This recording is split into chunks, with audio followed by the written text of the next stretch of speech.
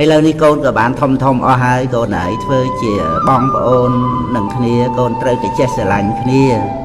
សាច់ឈាមជាមួយគ្នាយ៉ាងណាក៏កាត់គ្នាមិនបានពាក្យចាស់ពោលថាកាត់ទឹកមិនដាច់កាត់សាច់មិនបានដូច្នេះចូលកូនកុំស្អប់ខ្ពើមកុំកំណាញ់កុំចំណែនកុំខឹងក្រោធកនុំគុំគួនអ្វីដល់បងប្អូនគ្នាឡើយកូនត្រូវជួយគ្នានិងមើលថែគ្នាទៅវិញទៅមកទៅបានល្អ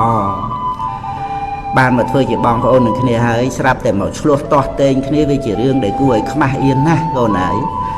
នោះល្អគេមិនឆ្លោះទាស់ទែងគ្នាដូច្នេះឡើយយ៉ាងទៀតកូនត្រូវគិតដល់ទ្រូងម្ដាយទ្រូងឪផងថាពុកម្ដាយនឹងឯងគិតយ៉ាងណាចំពោះកូនគិតដល់ពេលដែលកូននៅតូចឆ្លោះគ្នាហើយក៏ល្អនឹងគ្នាវិញលែងចូលគ្នាវិញដូចដើមចឹងភ្លេចរឿងដែលកន្លងអស់ទៅហើយក៏ស្រឡាញ់គ្នាព្រមព្រៀងគ្នាមានអ្វីធ្វើក៏ជួយគ្នាល្អណាស់កូនមានរឿងខ្លះ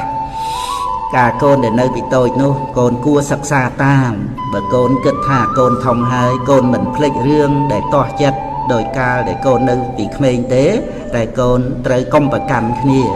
កូនហើយស្វាមីអាចរកថ្មីបានភរិយាក៏អាចរកថ្មីបានកូនក៏អាចរកថ្មីបានដែរតែបងប្អូនរកមិនបានទៀតទេមានបណ្ណាក៏ប៉ុណ្ណឹងកាលដែលកាត់បងកាត់ប្អូនក៏ដូចគ្នានឹងការកាត់សាច់កាត់ឈាមរបស់ម៉ែរបស់ឪដែរណាកូនគ្រួសារកក់ក្ដៅម៉ែឪកូនចៅត្រូវនៅក្នុងធัวមិនតាមកិលេសចេះរស់ក្នុងពោអាយុបវរគុណធម៌ក្នុងចិត្ត